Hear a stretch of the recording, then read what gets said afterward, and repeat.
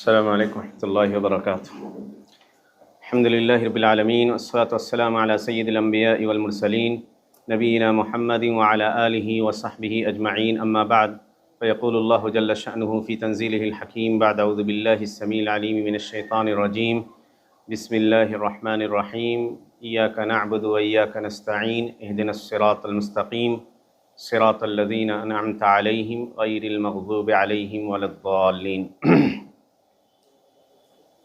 ماں اور بہنوں، اللہ سبحانہ و تعالیٰ کی توفیق سے ہم اور آپ آج کی اس مجلس میں پھر اکٹھے ہوئے ہیں 1 مہینے کے بعد، اور یقین جانیے کہ اللہ کی توفیق نہ شامل ہو تو نہ ہم اس بیان کے لیے بیان کرنے پر قادر ہو سکتے ہیں، اور نہ آپ اپنی مشغولیتوں سے فری ہو کر اس درس کے لیے آ سکتی ہیں۔ یہ بڑی پاکیزہ مجلس ہوتی ہے۔ اللہ کے نبی صلی اللہ علیہ وسلم فرمایا ان للہ ملائکۃ سیاحین، مسلم شریف کی حدیث ہے، اللہ کے کچھ فرشتے ایسے ہیں جو دنیا میں گھومتے رہتے ہیں، یلتمسون الذکر، وہ ایسی مجلسوں کی تلاش میں ہوتے ہیں جن مجلسوں میں قرآن و سنت کی یا دین کی باتیں ہوتی ہیں۔ تو جب اس مجلس کے اندر وہ حاضر ہوتے ہیں تو اس مجلس کے اندر بیٹھنے والے لوگوں کو اپنے پروں سے ڈھک دیتے ہیں۔ اللہ کے نبی صلی اللہ علیہ وسلم کی دوسری حدیث آتی ہے نزلت علیہم السکینہ، ان کے اوپر سکون اور سکینت نازل ہوتی ہے اور رحمت انہیں ڈھانک لیتی ہے۔ وذکرہم اللہ وفی من عندہ، اور اللہ اپنے یہاں ان کا تذکرہ کرتا ہے۔ تو یہ بڑی پاکیزہ مجلس ہے، بس آپ کا بیٹھنا بھی ایک عبادت کا حصہ بن جاتا ہے۔ چہ جائے کہ آپ ان مجالس سے چیزیں سیکھ کر اپنے دین کی اصلاح کریں، اپنے اخلاق کی اصلاح کریں، جیسے کہ ابھی مولانا کے بیان آپ نے سنا تربیت اولاد پر، کہ اپنے بچوں کی اصلاح کریں اور بچوں کی اصلاح سے اپنے سماج کی اصلاح کریں۔ تو یہ بڑی پاکیزہ مجلس ہے۔ اللہ کے نبی صلی اللہ علیہ وسلم فرمایا لا یشقی بہم جلیس، ان مجلسوں میں حاضر ہونے والے لوگ نامراد نہیں ہوتے بلکہ وہ سعید اور خوشبخت ہوتے ہیں۔ پچھلے درس میں یہ 1 مہینہ پہلے ہوا تھا، ہم نے سورۃ الفاتحہ کے کچھ حصوں کی تشریح کی تھی اور کہا تھا کہ یہ عام دروس ہیں جو اہم دروس امت کو ضروری ہیں، جو ان کا بیان ان درسوں میں آتا جائے گا۔ تو ہم نے سورۃ الفاتحہ سے سٹارٹ کیا اور کہا تھا کہ سورہ اذا زلزلت الارض زلزالہا تک کی تفسیر کریں گے۔ اللہ سبحانہ و تعالیٰ جب تک اس درس کو قائم رکھے انشاءاللہ چلتا رہے گا، پھر اس کے بعد عقائد کا بیان آئے گا۔ پچھلے درس میں کچھ باتیں آپ کے سامنے سورۃ الفاتحہ کے تعلق سے آئی تھی، اور ہم نے کہا تھا کہ یہ عظیم ترین صورتوں میں سے ایک صورت ہے جس کے بہت سارے نام ہیں۔ فاتحہ کہتے ہیں آغاز کو، بات آئی تھی، چونکہ یہ قرآن کریم کے آغاز میں ہے اسی لیے اس کو کہتے ہیں فاتحۃ الکتاب۔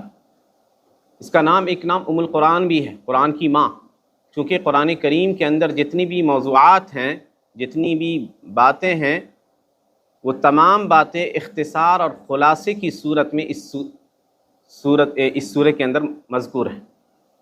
اسی طرح اس سورہ کے ناموں میں سے ایک نام شفا بھی ہے، کیونکہ یہ اپنے پڑھنے والوں کے لیے شفا کا ذریعہ بنتی ہے۔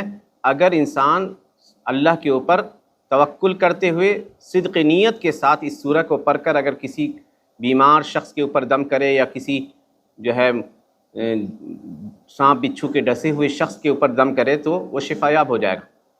اسی طرح اس سورہ کے ناموں میں سے ایک نام ہے نور، چنانچہ اللہ کے نبی صلی اللہ علیہ وسلم کے پاس ایک فرشتہ آئے، کہا ابشر بالنورین، 2 نور کی خوشخبری قبول کیجیے اے نبی، جو آپ سے پہلے کسی دوسرے نبی کو نہیں دیا گیا۔ وہ نور کون سا ہے؟ کہا سورۃ الفاتحہ اور سورۃ البقرہ کی آخری کی 2 آیات آمن الرسول بما انزل الیہ من ربہ والمؤمنون سے سورہ کے اختتام تک، یہ 2 نور ہیں۔ تو گویا انتہائی عظیم الشان صورت ہے، اسی لیے اس سورہ کے ناموں میں سے ایک نام صلاۃ یعنی نماز بھی ہے، کیونکہ اللہ سبحانہ وتعالیٰ کہتا ہے قسمت الصلاۃ بینی و بین عبدی نصفین، کہ میں نے صلاۃ یعنی سورۃ الفاتحہ کو اپنے اور بندوں کے درمیان 2 حصوں میں بانٹ رکھا ہے۔ تو جب بندہ الحمدللہ رب العالمین کہتا ہے تو اللہ کہتا ہے حمدنی عبدی۔ جب بندہ کہتا ہے الحمدللہ رب العالمین، ساری تعریفیں اللہ کے لیے ہے، تو بندہ کہتا ہے کہ اللہ کہتا ہے کہ میرے بندے نے میری تعریف کی۔ جب بندہ کہتا ہے الرحمن الرحیم، جو بڑا مہربان انتہائی رحم کرنے والا ہے، تو اللہ کی طرف سے آواز آتی ہے مجدنی عبدی، میرے بندے نے میری بزرگی بیان کی۔ اور جب بندہ کہتا ہے مالک یوم الدین، تو اللہ کی طرف سے ندا آتی ہے اثنا علی عبدی، میرے بندے نے میری تعریف بیان کی۔ اس کے بعد جب بندہ کہتا ہے ایاک نعبد و ایاک نستعین، کہ ہم تیری ہی بندگی کرتے ہیں اور تجھ سے ہی مدد چاہتے ہیں، تو اللہ کی طرف سے آواز آتی ہے کہ یہ میرے لیے ہے، یعنی عبادت، اور بندہ جس بات کا مطالبہ کر رہا ہے، جس بات کا سوال کر رہا ہے، مدد کی درخواست کر رہا ہے، یہ بندے کے لیے ہے۔ پھر آخر صورت تک جو بھی بیان ہیں، جو بھی چیزیں مانگی گئی ہیں اہدنا الصراط المستقیم سے آخر تک، یہ ساری کی ساری چیزیں بندے کے لیے۔ تو گویا اس سورہ کی انتہائی اہمیت ہے، اس کے بغیر نماز نہیں ہو سکتی۔ کوئی شخص اگر صرف سورۃ الفاتحہ پڑھ لے، کوئی دوسری سورہ نہ ملائے، تو اس کی نماز ہو جائے گی۔ افضل ہے کہ کوئی دوسری سورہ چھوٹی سی ملا لے، لیکن اگر سورۃ الفاتحہ نہ پڑھے تو اس کی وہ نماز نہیں ہوگی۔ اللہ کے نبی صلی اللہ علیہ وسلم فرمایا لا تجزئ صلاۃ لم یقرأ فیہا بأم القرآن، کوئی نماز ہوگی ہی نہیں جس میں سورۃ الفاتحہ نہ پڑھی جائے۔ اور دوسری حدیث آتی ہے، اللہ کے نبی صلی اللہ علیہ وسلم فرمایا لا صلاۃ لمن لم یقرأ بفاتحۃ الکتاب، اس شخص کی نماز ہوگی ہی نہیں جس نے سورہ فاتحہ نہ پڑھی۔ تو یہ انتہائی عظیم الشان صورت ہے، اور جیسے کہ میں نے پیچھے درس میں بتایا تھا کہ کم سے کم صرف فرض نماز اگر ہم پڑھیں تو اس میں ہم 17 بار دن رات میں پڑھتے ہیں، 6 جا کے سنتوں کا اہتمام کریں، نوافل کا اہتمام کریں تو اس کی تعداد بڑھ جاتی۔ تو کیا راز ہے کہ سب سے زیادہ اس سورہ کو نماز میں ہم پڑھتے ہیں؟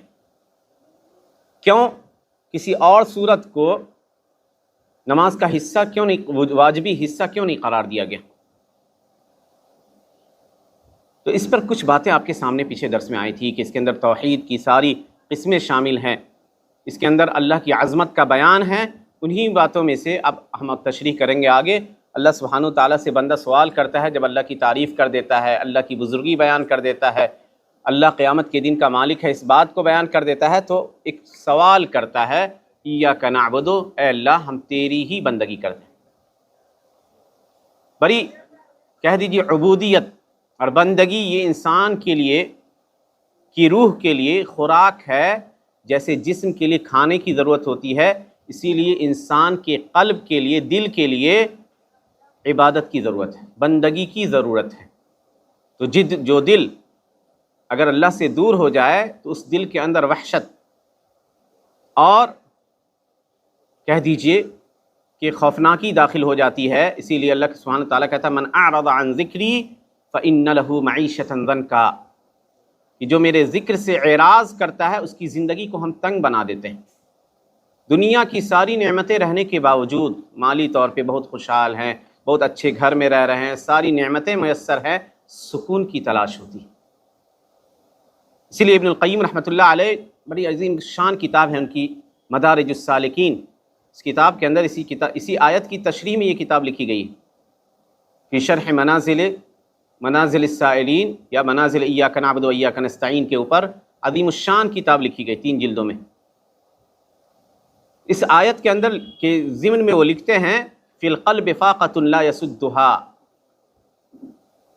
الا التعلق باللہ، کہ دل کے اندر ایک ایسی حاجت ہوتی ہے جس حاجت کو سوائے اللہ کا سے رشتہ بنائے کے اور کوئی رشتہ اس کو پورا نہیں کر سکتا، اس کو دور نہیں کر سکتا۔ کہا وفیہ شعث، دل کے اندر چیزیں بکھری ہوئی ہوتی ہیں، عجیب سی انتشار کی کیفیت طاری ہوتی ہے۔ جب تک انسان اللہ کی طرف نہ پلٹے وہ ہمیشہ اپنی چیزوں کو بکھرا ہوا پاتا ہے۔ تو ہر شخص کی حاجت کہہ دیجیے، روحانی حاجت یا روحانی غذا ہے، قلب کی، دل کی غذا ہے کہ وہ عبودیت بجا لائے، بندگی بجا لائے۔ اور جب یہ صفت انسان کے اندر آ جائے کہ وہ اللہ کا بندہ بن جائے تو دنیا کی ساری پریشانیاں اس کے لیے ہیچ ہو جاتی ہیں، اس کی کوئی حیثیت نہیں رہتی۔ یاد کیجئے حضرت ابراہیم علیہ السلام نے جب حضرت ہاجر کو، جن کو ہاجرہ بھی ہماری زبان میں کہتے ہیں، مشہور نام ہے ہاجر، جن کو مکہ میں چھوڑ دیا تھا حضرت اسماعیل کے ساتھ، شیرخوار بچہ تھا، چند ایام کا کہ تھے، ایسی جگہ جہاں نہ کوئی گھاس پھوس اگ رہی ہے، جہاں نہ کوئی انسان رہتا ہے، بے آب و گیا وادی، بلند و بالا پہاڑوں کے بیچ لے جا کے چھوڑ دیا۔ تو حضرت ہاجر نے کیا کہا تھا؟ کہا یا ابراہیم اللہ امرک بہذا، کیا اللہ نے آپ کو اس بات کا حکم دیا کہ ہمیں اس بے آب و گیاہ وادی میں، جہاں کوئی انسان نہیں ہے، جہاں پانی کے چشمے نہیں ہیں، جہاں کھانے پینے کی چیزیں نہیں ہیں، آپ ہمیں یہاں ایسے ہی چھوڑ کے چلے جائیں؟ کیا اللہ کا یہ حکم ہے؟ تو انہوں نے کہا ہاں اللہ کا حکم ہے۔ کہا اذن لا یضیعنا اللہ، تب اللہ ہمیں ضائع نہیں کرے گا۔ ایمان دیکھ لیجیے، تب اللہ ہمیں ضائع اور برباد نہیں کرے گا۔ یقین تھا کہ اللہ کی طرف سے آسانی آ جائے گی۔ تو جب بندگی میں انسان، یا کہہ دیجیے کہ انسان کا دل جب بندگی اور عبادت سے سرشار ہو جاتا ہے، وہ اللہ کا بندہ بن جاتا ہے، تو اسے دنیا کی پریشانیاں یا دنیا کے اندر تکلیفیں پریشان نہیں کرتی، توکل کے اعلیٰ درجے تک پہنچ جاتا ہے۔ سارے اسباب، سارے ذرائع بند ہو جائیں، پھر بھی اسے یقین ہوتا ہے کہ اللہ اسے بے یار و مددگار نہیں چھوڑے گا۔ یاد کیجئے حضرت یونس علیہ السلام کو اللہ کی اجازت کے بغیر اپنی قوم سے نکل گئے، کسی بات پہ ناراض ہو گئے، قوم کو ایمان کی دعوت دی، نہیں مانی، غصے میں اللہ کی اجازت کے بغیر نکل گئے، کشتی پہ سوار ہوئے اور کشتی ڈاؤں ڈول ہونے لگی۔ اس زمانے کا قاعدہ یہ تھا کہ اگر کشتی کے اندر کوئی ایسا آدمی ہے جو نافرمان ہے اللہ کا، تو کشتی ڈوبنے کے کگار پہ پہنچ جائے گی۔ تو سب کے ناموں کی قرعہ اندازی ہوئی، جس کا نام نکلے گا اس کو سمندر میں پھینک دیا جائے گا، جتنے کشتی میں لوگ سوار تھے۔ اللہ کہتا ہے سورۃ الصافات میں فَسَاهَمَ فَكَانَ مِنَ الْمُدْحَضِينَ فَالْتَقَمَهُ الْحُوتُ وَهُوَ مُلِيمٌ فَلَوْلَا أَنَّهُ كَانَ مِنَ الْمُسَبِّحِينَ لَلَبِثَ فِي بَطْنِهِ إِلَى يَوْمِ يُبْعَثُونَ۔ قرآن اندازی ہوئی تو ان کا نام قرآن میں نکل آیا، ایک بار نکلا، دو بار نکلا، تین بار نکلا۔ کشتی والے جانتے تھے کہ نیک آدمی ہے۔ حضرت یونس ماجرا سمجھ گئے، کہا ڈال دو مجھے سمندر میں ڈال دیا۔ ایک بڑی سی ویل مچھلی، ہوت کہتے ہیں ویل مچھلی کو، ویل مچھلی آئی اور انہیں نگل لی۔ مچھلی کے پیٹ میں ہے، سمندر کی ایک اپنی تاریکی ہوتی ہے، مچھلی کے پیٹ کی تاریکی ہے، رات کی تاریکی ہے، تاریکی در تاریکی، یعنی گھپ اندھیرے میں بھی روشنی کی کوئی کرن نظر نہیں آتی، لیکن ایک امید ہے، ایک یقین ہے، اعتماد ہے اللہ کی ذات پہ کہ اللہ ان کو رسوا نہیں کرے گا، ذلیل نہیں کرے گا، بے یار و مددگار نہیں چھوڑے گا۔ سارے اسباب ختم ہو چکے ہیں، نجات کی اب کوئی راہ نظر نہیں آتی۔ اللہ نے کہا وَظَنُّونِ إِذ ذَّهَبَ مُغَاضِبًا فَظَنَّ أَن لَّن نَّقْدِرَ عَلَيْهِ فَنَادَىٰ فِي الظُّلُمَاتِ أَن لَّا إِلَٰهَ إِلَّا أَنتَ سُبْحَانَكَ إِنِّي كُنتُ مِنَ الظَّالِمِينَ۔ یاد کیجیے مچھلی والے نبی یونس کو جب غصے میں چلے گئے، سمجھا کہ ہم ان پر قادر نہیں ہو سکیں گے، تو تاریکیوں میں، اندھیروں میں پکارا لا الہ الا انت سبحانک، اے پروردگار عالم تیرے علاوہ کوئی معبود برحق نہیں ہے، تو ہی سچا معبود ہے، میں ہی ظالموں میں سے تھا۔ یہ ایسی دعا ہے کہ اللہ کے نبی صلی اللہ علیہ وسلم کی حدیث آتی ہے کہ جو اس دعا کو پڑھے اور اس کے بعد دعا مانگے، اللہ اس کی دعا کو قبول کر لیتا ہے۔ تو اللہ نے ان کی پکار کو سن لیا۔ اللہ کہتا ہے فَاسْتَجَبْنَا لَهُ وَنَجَّيْنَاهُ مِنَ الْغَمِّ، ہم نے ان کی پکار کو سن لیا، انہیں غم اور تکلیف سے نجات دی۔ وَكَذَلِكَ نُنْجِي الْمُؤْمِنِينَ، ایسے ہی ہم مومنوں کو نجات دیتے ہیں، جن کا ایمان، جن کا یقین اللہ کی ذات پہ ہوتا ہے، جو اللہ کے بندے ہوتے ہیں۔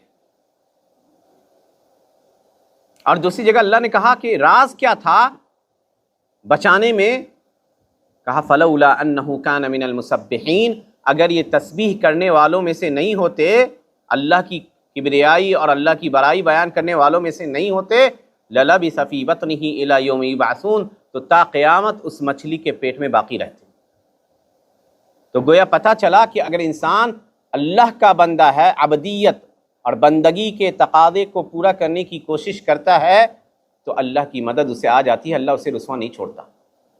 موسیٰ علیہ السلام جانتے ہیں فرعون کو کسی نجومی نے خبر دے دی تھی کہ ایک بنی اسرائیل میں ایک بچہ پیدا ہونے والا ہے جس کے ہاتھوں آپ کی بادشاہت چلی جائے گی۔ پوری طاقت لگا لی کہ اس بچے کو پیدا نہ ہونے دے، یا پیدا ہو بھی جائے تو مار ڈالا جائے۔ تو اب وہ یہ کرتا تھا کہ بنی اسرائیل کے اندر جتنے بچے پیدا ہوتے سب کو ذبح کرتا تھا. اللہ نے اسی لیے کہا یذبحون ابناءکم، ذبح حق سے نہیں لا، یذبحون، شدت کے ساتھ سمجھیے ماں کے سامنے ذبح کر دیا کرتا تھا.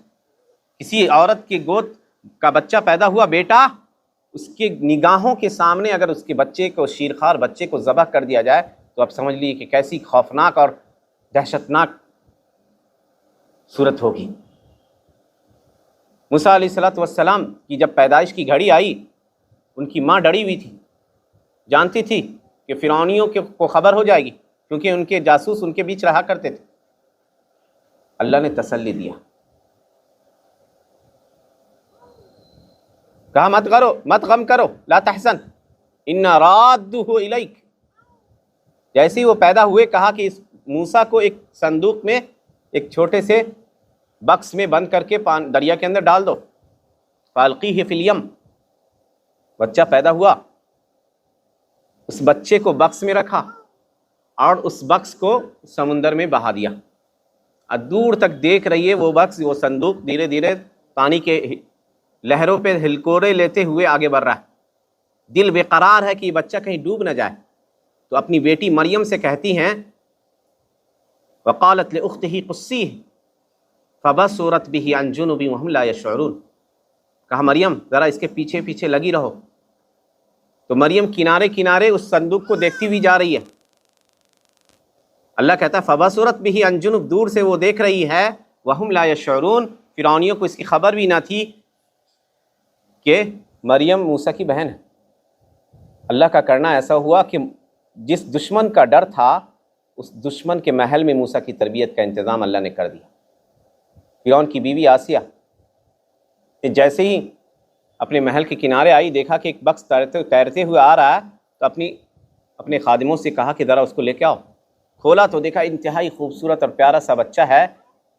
دیکھتے ہی اللہ نے اس بچے کی محبت اس کے دل میں ڈال دی. فرعون کو کہی لا تقتلوہ قرۃ عین لی ولک، یہ بچہ میرے اور تمہاری آنکھوں کی، میری اور تمہاری آنکھوں کی ٹھنڈک بنے گا. لا تقتلوہ، اسے قتل نہ کرو. عسیٰ ان ینفعنا او نتخذہ ولدا، امید ہے کہ یہ ہمیں فائدہ پہنچائے گا یا ہم اسے اپنا بیٹا بنا لیں گے. اولاد سے محروم تھی. فرعون راضی ہو گیا بیوی کی بات مان کے. تو جس بچے کے لیے اس نے ہزاروں ہزار بچوں کو مروا ڈالا تھا، اس بچے کی تربیت کا انتظام اللہ اس کے گھر میں، اس کی بیوی کی گود میں کر رہا ہے. کیوں؟ کیونکہ ان کی والدہ مومنہ تھی.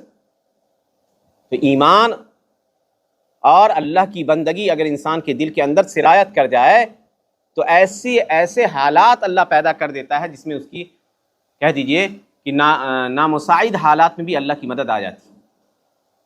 تو عبودیت یہ دل کی غذا ہے، بندگی. جب ہم کہتے ہیں ایاک نعبد، تو ہمیں اس بندگی کے اقرار میں سچا بھی رہنا چاہیے. بندگی کی متقاضی جو چیزیں ہیں اسے کرنا بھی چاہیے. ابھی بڑا اچھا بیان آیا کہ عبادات کا باب ہو یا اخلاق کا باب ہو، شریعت کی تعلیمات کے مطابق عمل کیجیے گا، نجات کی راہ میں پا جائیے گا. اب بڑا افسوس ہے اس ماں کے لیے کہ جو اپنی پوری زندگی لگا دے اپنے بچوں کی تربیت میں، ان کی دیکھ بھال میں، دنیاوی اعتبار سے ان کو ایک کامیاب زندگی دے دے، اور جب اس کی موت ہو تو بچہ اس کے کوئی کام نہ آ سکے. بہت سارے لوگوں کو دیکھا کہ اپنے بچوں کو ڈاکٹر انجینئر تو بنا دیا، لیکن جنازے کی نماز میں پڑھنے والی دعا نہ سکھائی. ماں کی موت ہوئی تو اس کا وہ بیٹا جو ڈاکٹر ہے، انجینئر ہے اور IPS اور نہ جانے کن کن طرح کے مناصب پر فائز ہے، اس لائق بھی نہیں تھا کہ اللہ کے حضور کھڑا ہو کے اپنی ماں کے جنازے کے سامنے کہہ سکے اللہم اغفر لہا ورحمہا وعافہا واعف عنہا، کہ اللہ یہ میری ماں ہے، اسے بخش دے، اس پر رحم کر، اس کے گناہوں کو مٹا ڈال، اس کے قبر کو کشادہ کر دے، اس کے قبر کو نور سے بھر دے. اتنا کہنے کے لائق نہیں رہا. جائے کہ وہ آپ کی قبر کے اوپر یا آپ کی جنازے کے اوپر دعا نہیں پڑھ سکتا رحمت کے لیے، اس کے لیے بھی کرائے کے لوگوں کو لاتا ہے. ویسے دیکھ لیجیے سماج کے اکثر حصے میں کیا ہو رہا ہے. تو کیا امید آپ ایسی اولاد سے رکھیے گا کہ کیا کل قیامت کو آپ کے کام آئے گی؟ اللہ نے تو قرآن میں جا بجا کہا، یوم یفر المرء من اخیہ وامہ وابیہ وصاحبتہ وبنیہ لکل امرئ منہم یومئذ شأن یغنیہ، کہ جس دن انسان اپنے بھائی سے، اپنے ماں باپ سے، سب سے بھاگے گا، فرار اختیار کرے گا، اپنی بیوی سے، جن کو بھی دیکھے گا اپنے قریبی رشتہ داروں میں بھاگے گا۔ ہر شخص کی یہی حالت ہوئی۔ تو جو اولاد جس کے لیے انسان کہہ دیجئے ماں اپنی زندگی قربان کرنے سے باز نہیں آتی، وہ اولاد کل کو اس کے کام نہیں آئے گی۔ تو کہیں کہیں پہ خاص طور سے عبادات کے باب میں یا اللہ کے معاملات میں خود غرض بنیے، اپنے لیے بھی سوچیے۔ کھانے پکانے میں ایسے منہمک ہوئی کہ صبح سے شام ہو گئی، روزے نہیں رکھ پا رہے ہیں بچوں کی خاطر، تو یہ وہ اعمال جو چیزیں آپ کے اوپر واجب ہے اس میں کوتاہی نہیں کری۔ کل نفس بما کسبت رہینہ، اللہ کہتا ہے کہ ہر انسان جو اس نے کیا ہوگا اسی کو لے کر آئے گا، وہ اسی کے اندر گروی ہوگا۔ تو ہر شخص کو جواب دینا، اور وہ اپنے عمل کے اعتبار سے اللہ کے ہاں حاضر ہوگا۔ تو جب ہم کہتے ہیں کہ ایاک نعبد، اے اللہ ہم تیری ہی بندگی کرتے ہیں، تو بندگی کے تقاضوں کو سمجھ۔ وقت کا اکثر حصہ سیریلوں میں یا دوسری چیزوں میں ضائع کرنے کے بجائے اگر سننا ہی ہے موبائلوں پہ، علماء کی تقاریر ہیں، قرآن کی آیات جو خیر اور برکت کا ذریعہ ہے، ناچ گانے اور اس طرح کی بجانے میوزک کی چیزیں جو شیطان کو دعوت دیتی ہیں، سب سے زیادہ شیطان، یاد رکھیے اس بات کو، اس گھر میں داخل ہوتا ہے یا وہاں رہتا ہے جہاں میوزک اور گانے بجتے ہیں۔ شیطان کو سب سے زیادہ یہ چیز پسند ہے۔ اسی لیے دیکھیے گا کہ گھروں میں جھگڑے بڑھتے جاتے ہیں، بات بات پہ جھگڑے ہوتے ہیں۔ کیوں؟ کیونکہ شیطان کا کام ہی جھگڑا پیدا کرنا۔ اسی لیے ہمیں سکھایا گیا کہ گھر میں داخل ہو تو بسم اللہ کہہ دے۔ دو ذریعہ ہے، گھر میں امن و سکون کی فضا چھا جائے گی۔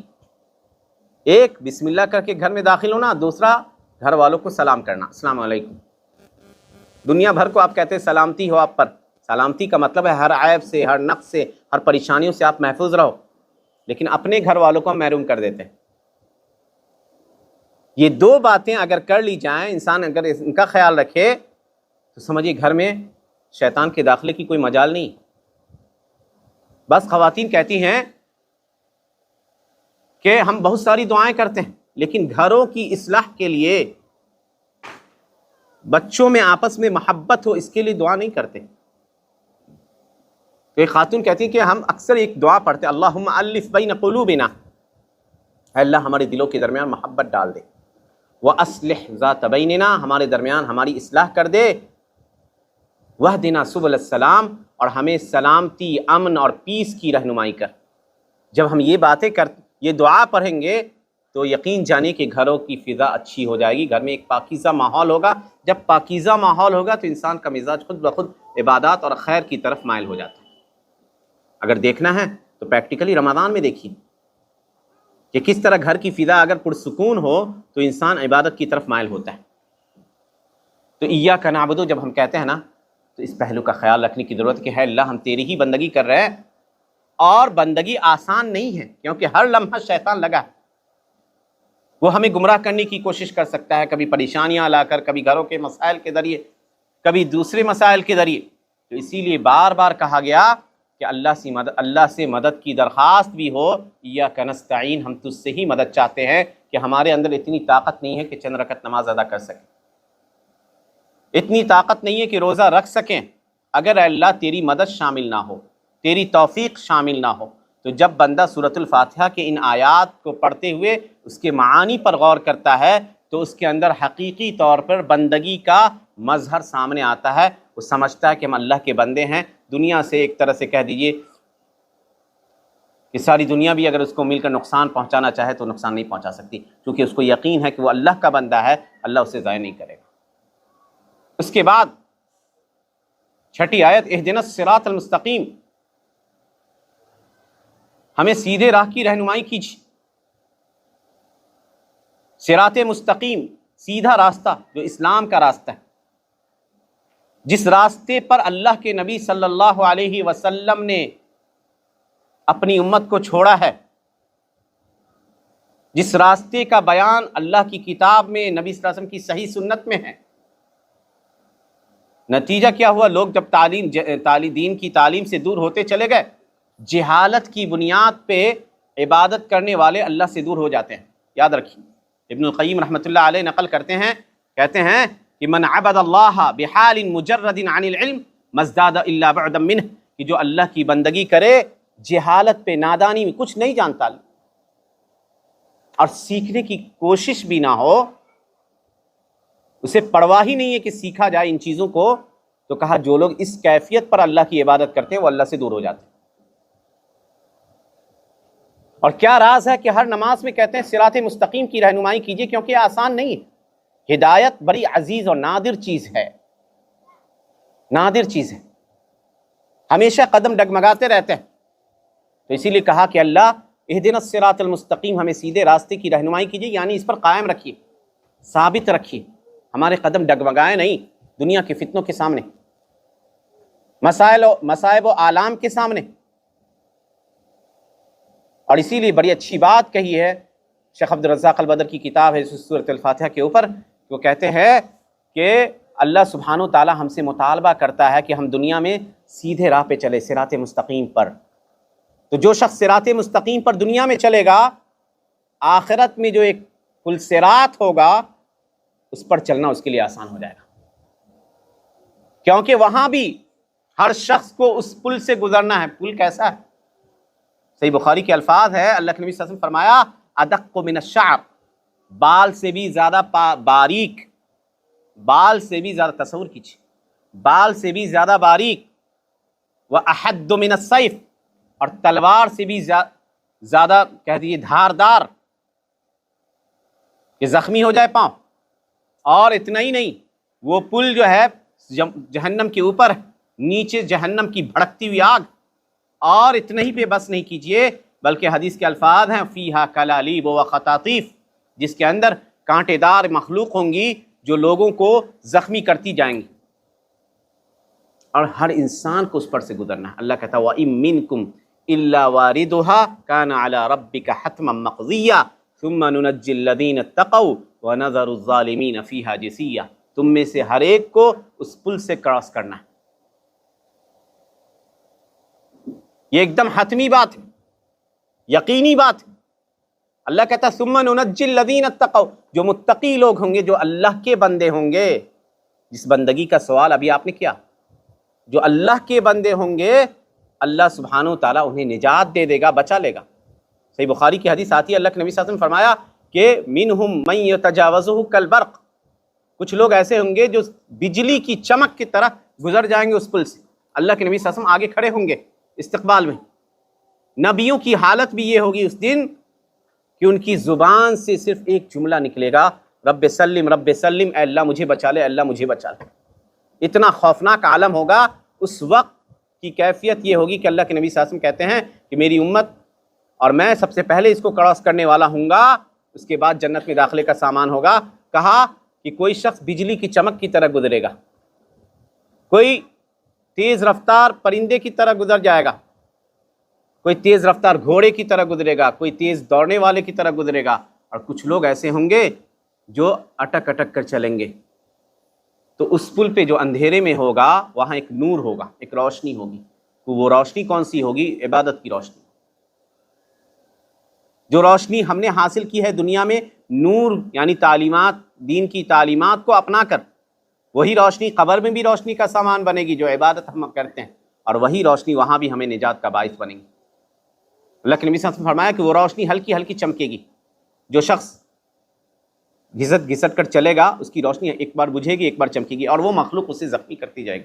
اللہ کے نبی نے کہا وَنَاجٍ مخدوش، کچھ لوگ ہوں گے جو بچ جائیں گے لیکن ان کی وہ زخمی حالت میں پہنچیں گے اس پار، اور کچھ لوگ ہوں گے مقدوس جو اسی جہنم میں گر جائیں گے۔ تو صراط مستقیم کی اہمیت کو سمجھا جائے۔ کہا صراط الذین انعمت علیہم، ان لوگوں کا راستہ جن پر انعام کیا ہے اللہ، ان لوگوں کے راستے کی ہمیں رہنمائی کر۔ وہ کون لوگ ہیں جن کا بیان قرآن کریم میں آگے سورہ نساء میں آیا ہے؟ اللہ سبحانہ تعالیٰ کہتا ہے اولئک الذین انعم اللہ علیہم من النبیین والصدیقین والشہداء والصالحین وحسن اولئک رفیقا، کہ وہ لوگ جن کے اوپر اللہ کا انعام ہوا ہے وہ نبی ہیں، یہ سچے حضرات ہیں، صدیقین ہیں، شہداء ہیں، نیک لوگ ہیں، یہ بہترین جماعت۔ تو ان لوگوں کے راستے پر چلائیے۔ یہ ہمیشہ ہم سوال کرتے ہیں ہر نماز میں، اور کہہ دیجیے دن رات میں کم سے کم 17 بار اللہ سے اس بات کا سوال کرتے ہیں کہ انہی لوگوں کے راستے پر رکھیے۔ تو جب سنجیدگی سے سوچا جائے، جب معانی پر غور کر کے اگر عبادت کی جائے تو اس عبادت کی لذت کا کہنا کیا ہے۔ اسی لیے نماز کے اندر کامیاب کن لوگوں کو کہا گیا؟ جن کے نمازوں میں خشوع و خضوع ہوتا ہے، پورا کنسنٹریشن اللہ کی طرف ہو۔ وہ کب آئے گا؟ جب آپ ان کے معانی کو سمجھ گئے جو آپ پڑھ رہے ہو۔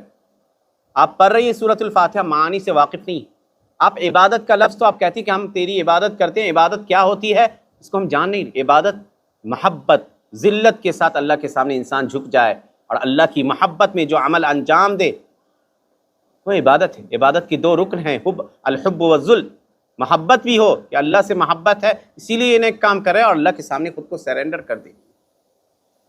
سرنڈر کرنے کا مطلب ہے کہ جن جن چیزوں سے شریعت روکتی ہے اس سے بچیے۔ تو آسان نہیں ہے سرنڈر کرنا، خاص طور سے اس دور میں جب فتنے گھروں کے کہہ دیجئے کہ دروازوں کو چیرتے ہوئے ہمارے گھروں کے اندر تک داخل ہو چکے۔ تو ہر لمحہ ہم دعا کرتے ہیں اہدنا الصراط المستقیم، کہ اللہ صراط مستقیم کی رہنمائی کیجئے، تو رہنمائی بھی کیجئے اور ثابت بھی رکھیے۔ ہم اور آپ سمجھتے ہیں کہ ایک بار ہم نے کہہ دی تو ہم ہدایت یاب ہو گئے۔ اللہ کے نبی صلی اللہ علیہ وسلم کی سیرت کو دیکھ لیجئے، کتنا ڈرتے تھے اپنے ایمان پہ، اپنی ہدایت پہ۔ دعا کرتے تھے دن رات میں، یا مقلب القلوب ثبت قلبی علی دینک، اے دلوں کے پھیرنے والے میرے دل کو اپنے دین پر ثابت رکھ۔ وہ نبی جن کے اگلے پچھلے سارے گناہ معاف ہے، وہ دعا کر رہے ہیں جن کو اللہ نے ذریعہ ہدایت قرار دیا، وَإِنَّكَ لَتَهْدِي إِلَى صِرَاطٍ مُسْتَقِيمٍ، اے نبی آپ سیدھے راستے کی رہنمائی کرتے ہیں۔ ان کی حالت یہ ہے کہ وہ کثرت سے دعا کرتے ہیں کہ رب مجھے اپنے دین پر ثابت رکھ۔ یا مصرف القلوب صرف قلبی الی طاعتک، اے دلوں کے پھیرنے والے میرے دل کو اپنے دین کی طرف پھیر دے، اپنی طاعت کی طرف پھیر دے۔ اور کہتے تھے القلوب بین اصبعین من اصابع الرحمن یقلبها کیف یشاء، بندوں کے دل اللہ کی انگلیوں میں سے دو انگلی کے درمیان ہوتے، جیسے اللہ چاہتا پلٹتا رہتا۔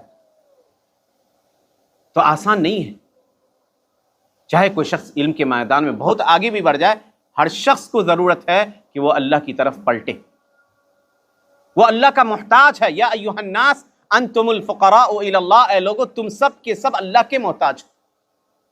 تو کسی کو ہدایت سرٹیفکیٹ کے طور پہ نہیں مل سکتی، ہدایت کے لیے کوشش ہو، ہدایت کے لیے طلب ہو، اپنی کوتاہیوں اور تقصیروں پہ ندامت ہو، شرمندگی ہو کہ کوتاہیاں ہوئی، اور عزم ہو۔ پھر ہر دن ایک طرح سے ایک جنگ چلتی ہے انسان اور شیطان کے بیچ، انسان اور اس کے نفس کے بیچ۔ تو اپنے دل کے اندر اس نفس کو مت مرنے دیں جو نفس آپ کو ٹوکتا ہے غلطیوں پہ، جو نفس آپ کو ٹوکتا ہے گناہوں پہ، جو نفس آپ کو ٹوکتا ہے۔ کبھی کوئی غلط کام کر لیا تو دل میں خیال آتا ہے کہ ہم نے غلط کیا۔ یہ وہی نفس ہے جس کی قسم اللہ کہتا ہے سورۃ القیامہ میں، وَلَا أُقْسِمُ بِالنَّفْسِ اللَّوَّامَةِ، میں نفس لوامہ کی قسم کھاتا ہوں، یہی نفس لوامہ ہے جو اللہ کا واعظ ہے۔ ایک لمبی حدیث آتی ہے صراط کی تفسیر میں، جس میں میں جانا نہیں چاہتا وقت کی تنگی کی وجہ سے۔ اس کے اندر ہے کہ ایک اللہ کا ایک واعظ، اللہ کی طرف سے ایک نصیحت کرنے والا انسان کے دل میں بیٹھا ہے، وہ انسان کا نفس لوامہ ہے۔ تو ہر لمحہ جب احساس ہوگا کہ ہدایت نادر ہے، بہت مہنگی شے ہے، تو کثرت سے سوال ہوگا، اور سوال بھی کب؟ اصرار کے ساتھ۔ اللہ کو بہت پسند ہے کہ بندہ اصرار کے ساتھ اللہ سے مانگے، دعا مانگنے میں بچوں کی طرح ضد ہو، اللہ کو یہ بات بہت پسند ہے۔ اسی لیے کہنے والوں نے کہا کہ وضو میں نوجوانوں کی طرح رہو، ایک دم چاق چوبند، چھوٹے نہیں کہیں پہ کوئی عضو، اور نماز جب پڑھو تو بوڑھوں کی طرح پڑھو، انتہائی سکون اور اطمینان کے ساتھ، اور دعا مانگو تو بچوں کی طرح مانگو، اللہ کو یہ ادا بہت پسند ہے کہ اس کا بندہ اس سے اصرار کے ساتھ، الحاح کے ساتھ بار بار مانگے، اور اللہ سے جو مانگنا ہو مانگو۔ اللہ کے ہاں کسی دنیا کی نعمتیں ہماری نظروں میں زیادہ اہمیت رکھتی ہوں گی، اللہ کے ہاں ان کا کوئی اعتبار نہیں۔ اسی لیے جو مانگنا ہو اللہ سے مانگی۔ اللہ کے ہاں شرم و حیا نہیں، یہ بھی مانگے نہیں، جو مانگ سکتے ہو مانگی۔ تو اس صراط مستقیم کی رہنمائی مانگتے ہیں، اور کہتے ہیں ان لوگوں کا راستہ جن پر انعام کیا، ان لوگوں کا نہیں، ان لوگ غیر المغضوب علیہم، ان لوگوں کا راستہ نہیں جن پر تیرا غصہ نازل ہوا۔ یہ یہودی حضرات جو چیزوں کو جانتے بھی تھے، عمل نہیں کرتے تھے۔ کہا ولا الضالین، اور نہ ان لوگوں کا راستہ جو گمراہ ہوئے۔ یہ نصارہ حضرات ہیں جنہوں نے بغیر علم کے اللہ کی عبادت گمراہی کی تو گمراہ ہوئے۔ تو امت میں ہمیشہ ایسے لوگ بھی رہے ہیں جو علم کے بعد عمل نہیں کرتے، علم کے باوجود، یا اللہ کی عبادت اور بندگی بغیر علم کے کرتے ہیں۔ آج دیکھ لیجیے بہت سارے لوگ گمراہ ہیں۔ محرم کا مہینہ گزرا ہے، سوائے روزہ کے اور کچھ ثابت نہیں ہے۔ نہ اللہ کے نبی صلی اللہ علیہ وسلم نے کیا اس کے علاوہ کچھ، نہ صحابہ اکرام نے کیا، نہ ان صحابیوں نے کیا جن کے نام پہ یہ کھیل تماشے کرتے، یا علی یا حسین کے نعرے لگاتے ہیں۔ حضرت علی، حضرت حسین، حضرت حسن، یہ سب بری ہیں ان چیزوں سے۔ تو جتنی بھی بدعات و خرافات ہیں، یہ اس کیٹیگری میں داخل ہو جاتے ہیں جن کو کہا گیا اللہ نے گمراہ، کیونکہ یہ بغیر علم کے، بغیر دلیل کے دین کے اندر نئی چیز ایجاد کرتے ہیں۔ تو سورۃ الفاتحہ کا جو مختصر بیان گزرا، جس کے اندر شروع میں آپ نے اللہ کی توحید کی 3 قسموں کا بیان سنا، اسی طرح قیامت کے دن کی ملکیت اللہ سبحانہ وتعالیٰ کے لیے ہوگی، لمن الملک اليوم مالک یوم الدین کی تفسیر سنی، اسی طرح آج کے درس میں ایاک نعبد و ایاک نستعین پر کچھ باتیں آئی۔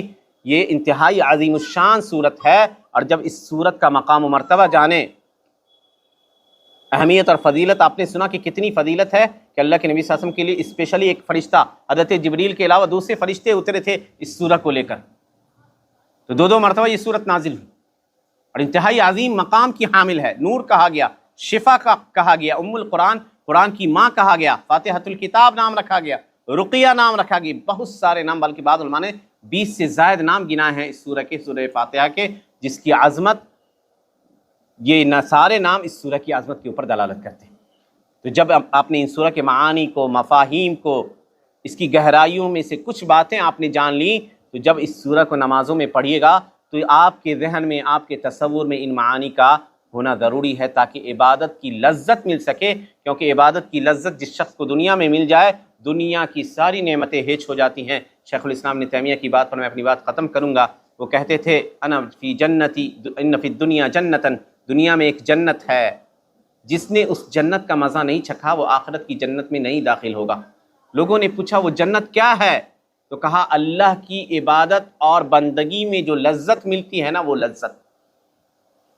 تو عبادت اس طور سے ہو کہ اس لذت کا احساس ہو، جیسے کہ ابن القیم کی بات ہم نے ذکر کی کہ ہر دل کے اندر ایک فاقہ ہوتی ہے، ایک بھوک ہوا کرتی ہے، جو تبھی مٹے گی جب اللہ کی بندگی صحیح طریقے سے ادا کی جائے، کتاب و سنت کے مطابق، اخلاص و للہیت کے ساتھ، صرف اللہ کے لیے جب یہ جذبہ ہو کہ اللہ کی عبادت محبت کے ساتھ، خلوص کے ساتھ کی جائے گی، تب اس لذت سے آپ اور ہم آشنا ہو سکتے ہیں۔ اللہ سبحانہ وتعالیٰ سے دعا ہے کہ اللہ سبحانہ وتعالیٰ ہمیں دین کی ان باتوں کو سیکھنے، سمجھنے اور ان کے مطابق عمل کرنے کی توفیق عنایت فرمائے۔ آمین وآخر دعوانا الحمدللہ رب العالمین۔ اس سوالات ہیں؟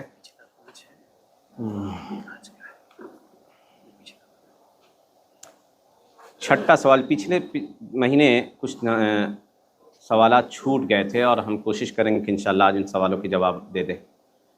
کہا کہ چھٹا سوال ہے، ہم ایک گناہ کرتے ہیں اور اللہ سے معافی مانگتے ہیں، پھر ہم سے وہ گناہ ہو جاتا ہے اور بار بار ہوتا ہے، اللہ کب تک ہمیں معاف کر سکتا ہے؟ اللہ سبحانہ و تعالیٰ کے ناموں میں سے ایک نام ہے التواب، کثرت سے توبہ قبول کرنے والا۔ ہم اور آپ کی حالت یہ ہے کہ اگر ایک بار کوئی بچہ غلطی کر دے آپ کا، تو ایک بار آپ معاف کر دیجیے گا، 2 بار معاف کر دیجیے، تیسری بار اس کی پٹائی پہ آمادہ ہو جائے گا، ناراض ہو جائے گا۔ لیکن اللہ کے ساتھ ایسا نہیں۔ اللہ بندوں کو، اس بندے کو خاص طور سے بڑی محبت کرتا ہے جو بندہ گناہ کرنے کے بعد پھر ندامت کا اظہار کر کے پھر پلٹے، بار بار پلٹے. اسی لیے ایک شخص آیا، طبرانی کی حدیث آتی ہے، کہا یا رسول اللہ، اے اللہ کے رسول، ہم ایک گناہ کرتے ہیں، پھر اس گناہ سے توبہ کر لیتے ہیں، کیا اللہ ہمارے توبہ کو قبول کرے گا؟ کہا ہاں قبول کرے گا. کہا پھر کچھ عرصے بعد وہ گناہ پھر ہم سے ہو جاتا ہے، پھر توبہ کرتے ہیں، کیا اللہ ہمارے توبہ کو قبول کرے گا؟ کہا ہاں. 3 بار اس نے ایسے ہی کہا. اخیر میں اللہ کے نبی صلی اللہ علیہ وسلم نے کہا ان اللہ لا یمل حتی تملوا، اللہ تمہارے توبہ قبول کرنے سے اس وقت تک نہیں تھکے گا جب تک کہ تم نہ تھک جاؤ. اللہ نے کہا قل یا عبادی الذین اسرفوا علی انفسہم لا تقنطوا من رحمت اللہ، کہہ دیجیے میرے ان بندوں سے جنہوں نے اپنے نفس پر ظلم کیا، گناہ کیا ہے، کہ اللہ کی رحمت سے مایوس نہ ہو. اور ایک حدیث آتی ہے کہ ہر انسان خطا کار ہے. اللہ کے نبی صلی اللہ علیہ وسلم فرمایا کل بنی آدم خطاء، ہر انسان خطا کار ہے، سب سے گناہ ہوتا ہے. وخیر الخطائین التوابون، اور بہترین گناہ گار وہ شخص ہے جو پلٹ جائے اللہ کی طرف، گناہ پر اصرار نہ ہو. اس لیے توبہ کی شرطوں میں سے کچھ شرطیں ہیں. پہلی شرط یہ ہے کہ عزم ہو کہ اس گناہ کو ہم چھوڑ دیں گے، دوبارہ نہیں کریں گے. اور کوشش ہو کہ وہ گناہ جس ماحول میں ہو رہا ہے اس چیز سے دوری اختیار کی جائے، اس ماحول سے، یعنی گناہ کا جو سبب بن رہا ہے اس سے دور ہو جائیے. پھر بھی وہ گناہ ہو جائے تو ندامت کے ساتھ پھر اللہ کی طرف پلٹیے، انشاءاللہ کوئی بات نہیں، اللہ سبحانہ تعالیٰ آپ کے توبے کو قبول کرے گا. لیکن بندے کی حالت ہوتی ہے کہ گرتا ہے اٹھتا ہے.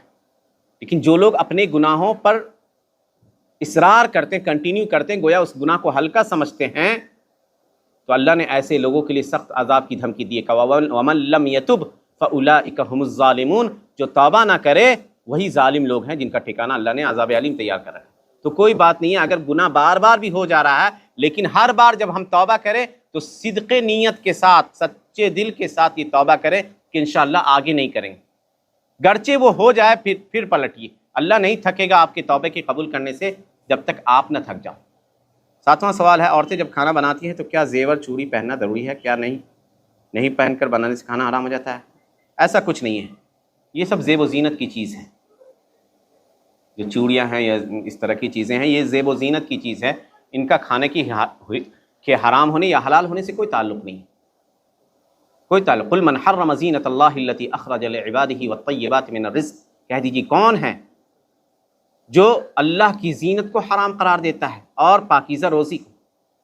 تو چوڑی پہن کر پکانا یہ شرط نہیں ہے کہ کھانے کے حلال ہونے کے لیے. تو چوڑی پہن کر پکائیے یا نہ بھی پہنی ہو، اس کا کھانے کے حلال یا حرام ہونے سے کوئی تعلق نہیں ہے، کھانا 100% حلال ہے. 8واں سوال، موبائل پر قرآن پڑھا جا سکتا ہے یا نہیں؟ افضل یہ ہے کہ مصحف سے پڑھیے، جو قرآن کریم ہے اس سے پڑھیے، یہ خشوع و خضوع کو بڑھاتا ہے. لیکن اگر کسی ایسی جگہ پہ ہوں جہاں کوئی مصحف نہیں ہے تو موبائل سے پڑھ سکتے، علماء نے جائز قرار دیا ہے. لیکن افضل یہ ہے، کہیں گے کہ قرآن کو مصحف سے پڑھیے، وضو کر کے پڑھیے، تو وہ جو نورانیت اور وہ طہارت اور پاکیزگی کا تصور آتا ہے، وہ تصور موبائل پہ پڑھنے پہ اس طرح نہیں آتا ہے. تو موبائل پہ پڑھنا جائز ہے جب مصحف نہ ہو. نہیں تو کوشش کیجئے کہ مصحف اپنے ساتھ رکھیے. جو قرآن کریم نہیں ہے تو آپ اس کو ہدیہ کرا سکتی ہیں. 9واں سوال ہے، ہم اپنی نمازوں میں خشوع اور خضوع کے لیے کیسے بڑھائیں؟ خشوع خضوع بڑھانے کے لیے ہی یہ درس آتے ہیں. جو ہم پڑھ رہے ہیں نا نمازوں میں، ہم انشاءاللہ بیان کریں گے آگے. نماز کے اندر جتنی دعائیں پڑھتی ہیں ان تمام دعاؤں کی ہم تشریح کریں گے. جب ہم نماز میں بندہ سرگوشی کرتا ہے، اللہ سے ہم کلام ہوتا ہے، مناجات کرتا ہے. تو جب آپ نے ابھی سورہ فاتحہ کی تفسیر پڑھ لی، اور انشاءاللہ ہم آئندہ کے درسوں میں چھوٹی چھوٹی صورتوں کی تشریح کریں گے آخر کی، تو ان معانی کو آپ سمجھنے لگیں گی تو انشاءاللہ خشوع خضوع پیدا ہو جائے گا. بس یہ سمجھیے کہ آپ کس ذات کے سامنے کھڑی. جب انسان دنیا کے اندر کسی مہمان یا کسی بڑے شخص کے سامنے ہوتا ہے تو بڑے ادب سے کھڑا ہوتا ہے. تو ذہن کو حاضر رکھ کے اگر آپ کوشش کیجئے کہ ذہن کو مسلسل نماز کی طرف رکھیے. اگر شیطان بیچ میں وسوسہ یا خیالات ڈالتا ہے تو دعا سکھلائی گئی ہے، اعوذ باللہ من الشیطان الرجیم من حمزہ ونفخہ ونفثہ. میں شیطان رجیم کے شر سے، اس کے وسوسے سے، اس کے پھونکنے سے اللہ کی پناہ میں آتی ہوں. اور اس کے بعد ہلکا سا بائیں طرف تھکا دیجئے. انشاءاللہ کچھ دن کرنے کے بعد یہ کیفیت دور ہو جائے گی. 10واں سوال ہے، اگر نماز میں ہم بھول جائیں کہ کتنا رکعت پڑھیں تو کیا ہم نماز دوبارہ پڑھیں؟ قرآن حدیث کی روشنی میں سمجھائیں۔ یہ مسئلہ ہے جس کو کہتے ہیں سہو۔ اگر نماز میں بھول جائیں، بھولنا کئی صورت میں ہو سکتا ہے۔ مان لیجئے اگر آپ بھول گئے کہ ہم نے 2 رکعت پڑھی ہے نماز یا 3 رکعت پڑھی ہے، تو شریعت کہتی ہے، مسلم شریف کی حدیث آتی ہے، اللہ کے نبی صلی اللہ علیہ وسلم فرمایا وَلْيَبْنِ عَلَىٰ مَا اسْتَيْقَنَ، جتنا یقین ہو، ٹھیک ہے، 2 پڑھا ہے یا 3، 2 تو شیور ہے کہ آپ نے 2 پڑھ رکھی۔ اسی کو بنا علی الاقل بھی کہتے ہیں، یعنی کم کو مانے کہ ہم نے 2 ہی پڑھی۔ تو آپ اگر شک میں ہیں کہ ہم نے 2 رکعت نماز پڑھی ہے یا 3 پڑھی ہے تو 2 کاؤنٹ کیجئے، تیسری رکعت کے لیے کھڑی ہو جائیے، ٹھیک ہے، پڑھ لیجئے، 4 رکعت والی نماز ہے۔ اس کے بعد کرنا کیا ہے کہ سلام پھیرنے سے پہلے 2 سجدہ کرنا ہے۔ ساری دعا پڑھ لی، اللہم انی اعوذ بک من عذاب جہنم ومن عذاب القبر ومن فتنۃ المحیا والممات ومن فتنۃ المسیح الدجال، اتنا پڑھتے ہیں لوگ، یا آگے بھی بہت ساری دعائیں ہیں۔ بہرحال جو دعائیں ہیں نماز میں، جو دعائیں ہیں جو آپ پڑھتی ہیں ریگولر، ان دعاؤں کو پڑھ لے تو اس کے بعد اللہ اکبر کہہ کے سجدے میں چلے جائیے۔ سجدے میں سبحان ربی الاعلیٰ جیسے پڑھتے ہیں عام سجدوں میں وہی پڑھنا ہے۔ پھر اٹھیے، رب اغفر لی پڑھیے، پھر سجدہ کیجئے، 2 سجدہ، ٹھیک، 2 سجدہ کے بعد سلام پھیر دیجیے۔ یہ سہو کا سجدہ کہلاتا ہے۔ اگر مان لیجئے آپ نے جو بھول چوک ہوئی، آپ ٹھیک تھیں، تو یہ جو ایکسٹرا رکعت ہو گئے نا، تو ان ایکسٹرا رکعت کو یہ 2 سجدہ جوڑا بنا دیتا ہے، شیطان کے لیے ایک طرح سے رسوائی کا سامان ہے۔ تو اگر شک میں ہو، اور لمبی صورتیں ہیں وہ آئیں گی انشاءاللہ، اس کا مستقل بیان آئے گا، تو بنا علی الیقین کیجیے۔ بنا علی الیقین کا مطلب یہ ہے کہ جس بات کا یقین ہو ہمیں کہ ہم نے 2 پڑھی ہے یا 3 پڑھی ہے، 3 میں شک ہے تو 2 کو مانیے، 3 اور 4 میں شک ہے کہ 3 پڑھی ہے یا 4 پڑھی ہے تو 3 کاؤنٹ کیجئے، چوتھی رکعت پوری کیجئے اور آخر میں 2 سجدہ کر لیجئے، پھر سلام پھیر دیجئے۔ 11واں سوال ہے کہ صبح کی نماز ہم سورج نکلنے کے بعد پڑھ سکتے ہیں یا نہیں؟ ہر نماز کے لیے خاص وقت ہے، ہر نماز کے لیے ایک خاص وقت ہے۔ اب مان لیجئے کہ ظہر کا وقت ہوتا ہے 11:15 میں یا آس پاس میں، تو ہم کہیں، کوئی ہم سے یہ کہے کہ ہماری ٹرین ہے یا جہاز ہے، فلائٹ ہے، ہم 10 بجے ظہر کی نماز پڑھنا چاہیں تو پڑھ سکتے ہیں یا نہیں؟ نہیں پڑھ سکتے۔ تو ہر نماز کی کچھ اوقات ہیں، تو جس طرح کسی نماز کو اول وقت میں نہیں پڑھ سکتے، عادتاً کی بات کر رہا ہے، نیند کا غلبہ ہو جائے، غافل ہو جائے، بہت سارے لوگ کی نیند جلدی نہیں کھلتی تو ان کے لیے الگ حکم ہے، لیکن عادت نہ بنائی جائے، اس کا خیال رکھیے، عادت نہ بنائی جائے، اس کا خیال رکھیے۔ اگر لیٹ ہو جائیں تو جس وقت نیند ٹوٹے پڑھ لیے، لیکن اسباب کو اختیار کرتے ہوئے کوشش یہ ہو کہ ہم وقت پہ ادا کریں۔ اتحیات میں کس وقت انگلی اٹھانا ہے، کب؟ اور اذان کے بعد جواب دیں گے۔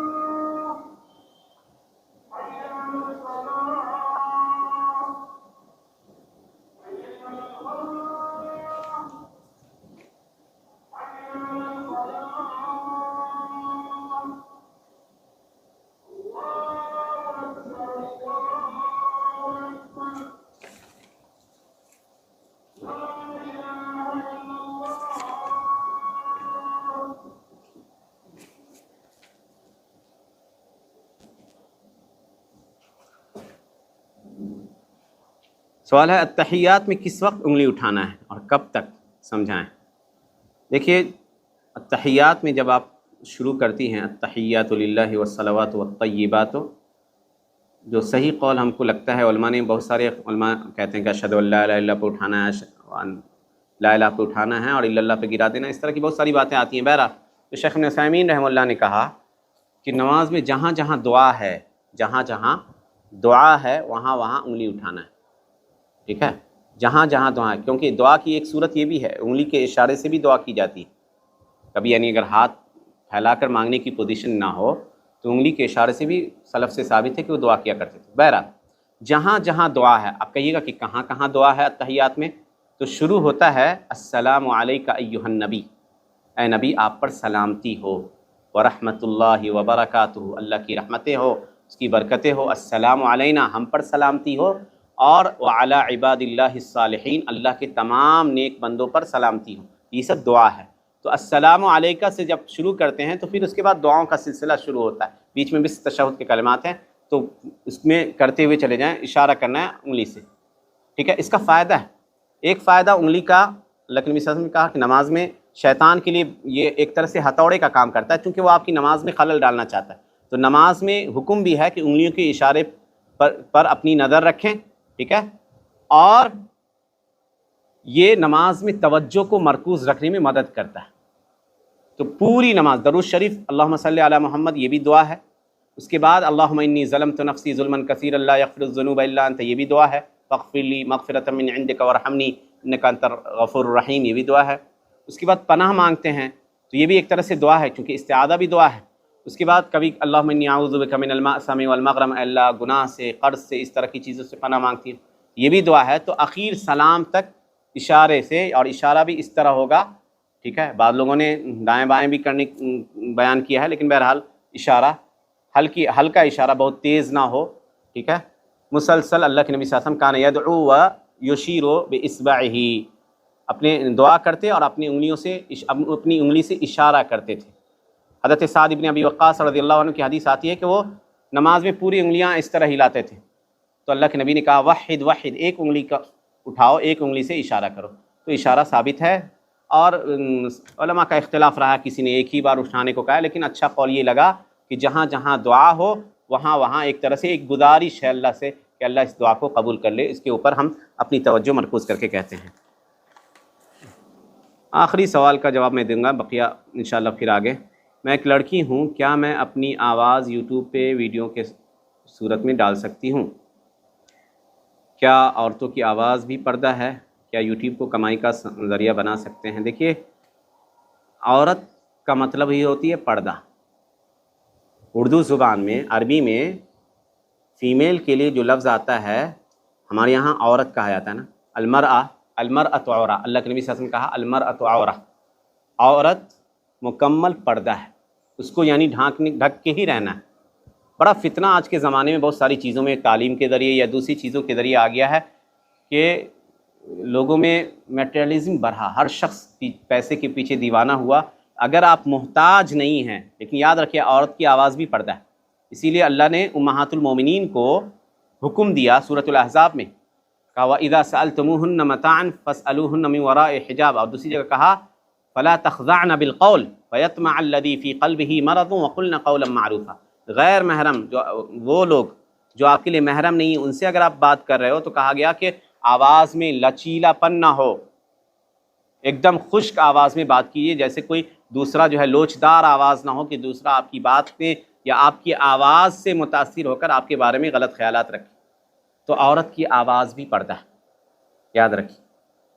یوٹیوب کو اگر آپ دوسرے کریشنز یعنی دوسری چیزیں آپ کرتی ہیں، مان لیجئے کوئی بہت ساری چیزیں اپلوڈ کی جاتی ہیں، کوئی مشنری چیزیں ہیں یا اور بھی چیزیں ہیں جس میں آپ کی آواز کو دخل نہیں ہے یا آپ کی صورت کو دخل نہیں ہے، تو یہ ایک مسئلہ بڑا پیچیدہ ہے کہ کیا یوٹیوب کی کمائی جائز ہے یا ناجائز ہے۔ موجودہ دور میں جو علماء ہیں وہ دو گروپ میں منقسم ہیں۔ کچھ لوگ کہتے ہیں کہ آپ کے یوٹیوب چینل پہ وہ ایڈس آتے ہوں جو حرام چیزوں کا پرچار نہیں کرتے، تو کچھ لوگوں نے جائز قرار دیا ہے، شیخ ابن عثیمین کے داماد خالد المصری، ان لوگوں نے جائز قرار دیا، اور علماء کی ایک بڑی تعداد اس کو مشکوک پیسے میں مانتی ہے، یعنی ڈاؤٹ فل پیسہ۔ اور شریعت کا حکم ہے کہ جو چیزیں مشکوک ہوتی ہے، جس کے اندر شک ہوتا ہے، اس کو چھوڑ دیجیے، تو بہرحال اگر آپ کے پاس کمائی کے دوسرے آپشن ہیں، گارجین ہیں، یا آپ کے اگر شادی شدہ ہے تو ہسبینڈ کما رہے ہیں، تو اس چیزوں کی ضرورت نہیں ہے۔ یہ سب فتنہ ہے، یاد رکھیے یہ فتنہ ہے۔ آج آپ ایک اسٹیپ بڑھی، کل ہو کے دوسرے اسٹیپ کا مطالبہ ہو جاتا ہے۔ تو بہرحال اگر جو لوگ محتاج ہیں، کوئی ذریعہ نہیں ہے، تو کچھ علماء کے قول کو اختیار کرتے ہوئے کہ اگر وہ چینل یوٹیوب چینل آپ کا، اس کے اوپر غلط چیزوں کا پرچار نہیں ہے، گانے بجانے کا یا حرام چیزوں کا، تو لیا جا سکتا ہے، لیکن افضل یہ ہے کہ چھوڑ دیا جائے، یہ مشکوک پیسوں میں سے آتا ہے۔ ھذا وباللہ التوفیق، صلی اللہ علیہ نبینا محمد وعلی آلہ وصحبہ اجمعین۔ انشاءاللہ بقیہ سوالات کے جوابات انشاءاللہ اگلے درس میں دے دیے جائیں۔